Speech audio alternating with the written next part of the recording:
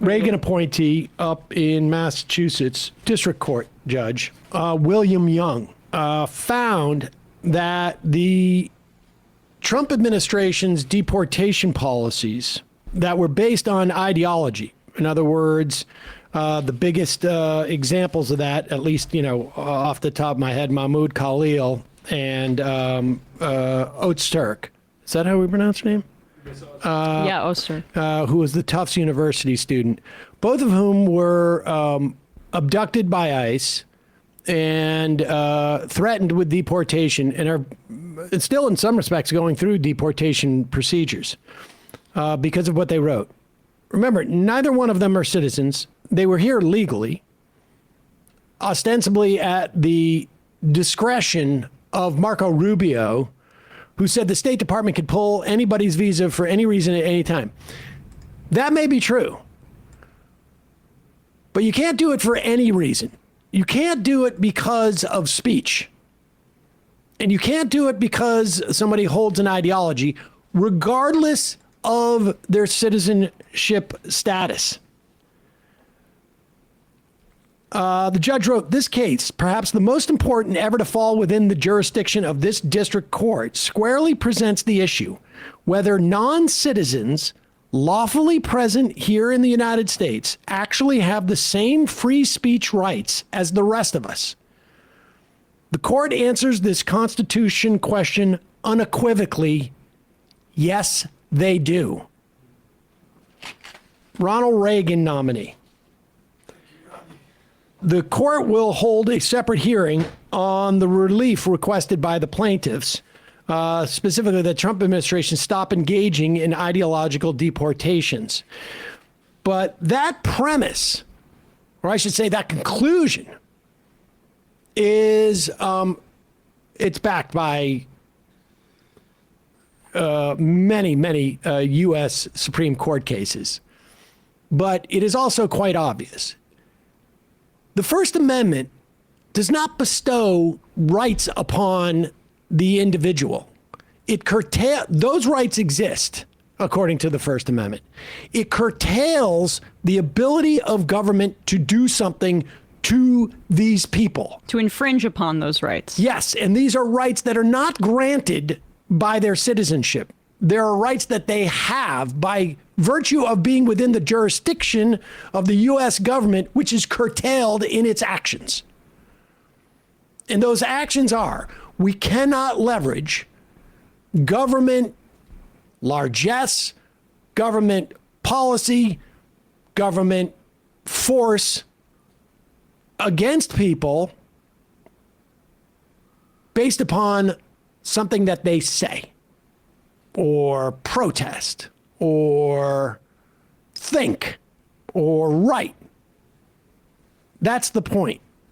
And a lot of people don't seem to understand. It's the same thing with due process. People, if they are within the jurisdiction of the United States, must be afforded due process, not because they as an individual earn that right by being a citizen, because the government, to protect all the people within the borders of the United States, must have to prove its accusations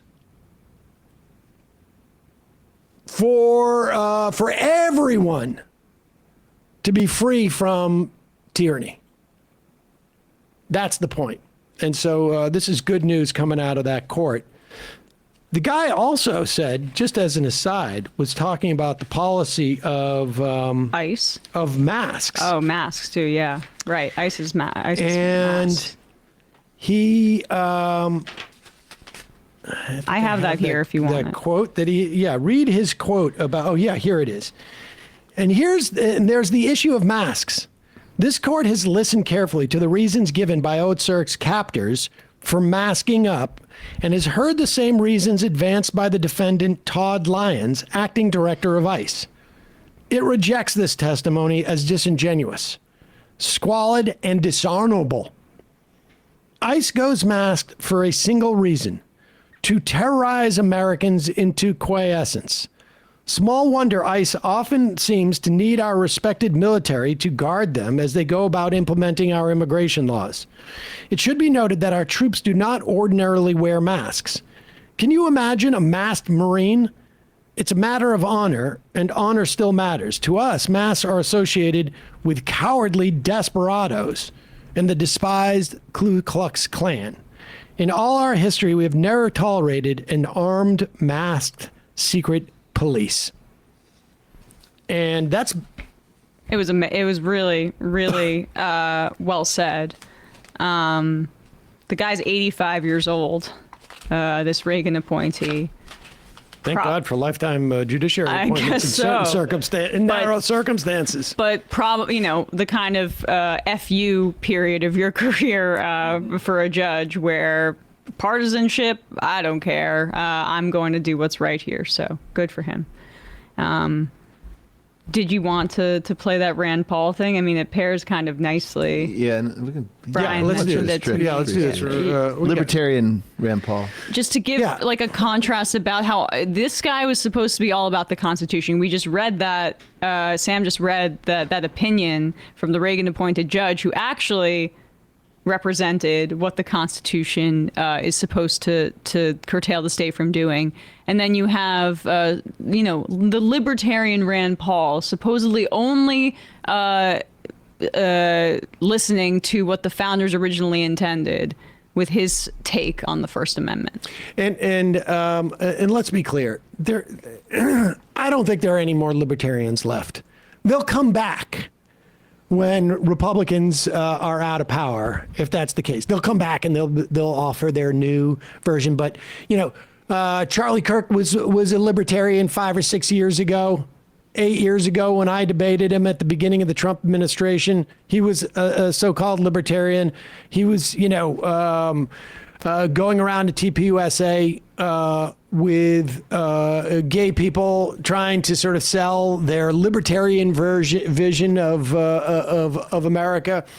We used to debate libertarians on this program all the time. Walter Block was a pillar of the libertarian community, an advisor to Ron Paul. He became a Trumpist and flushed most of that down the toilet. I think it took, a couple of months. Javier probably. Milei, welfare recipient. Here is Rand Paul, supposed libertarian, about the Constitution. Supposed. Looking like Harpo Marx. Yeah, and now it's just like, well, I'm just a crank. I was assaulted 6-7 years ago, attacked from behind, had 6 ribs broken and part of my lung removed, and still online on a daily basis, people say they wish that it would happen to me all over again. And by sort of making light of what I suffered, they are encouraging other people to do it. And really, that ought to be taken down, and social media ought to be able to take that down. If people are saying this in their workplace, people say, oh, people have a right to pause it. Incidentally, social media can take that down. They can take that down. When they took down stuff that was a potential danger to people, like denying that COVID exists or denying that the vaccine helped save lives, or inciting an insurrection. When that happened during COVID, Rand Paul was the first person to be out there screaming about the First Amendment. Maybe not the first, but he was certainly there. And so and social media can take it down now. They absolutely can. I'm not even sure that's, frankly, I've been asked to take stuff down before. I'm not even like, I think it's perfectly legitimate to make fun of Rand Paul and to make fun of the fact that he's been beat up by his neighbor. I do think that explicit calls to violence, I think it's perfectly legitimate for a social media platform to take those down and discourage it. But they can do that right now. His complaint is with social media companies and their terms of service or their lack of moderation. Where was this guy when they were taking down disinformation or threats to Anthony Fauci? And he was complaining about that. Go ahead.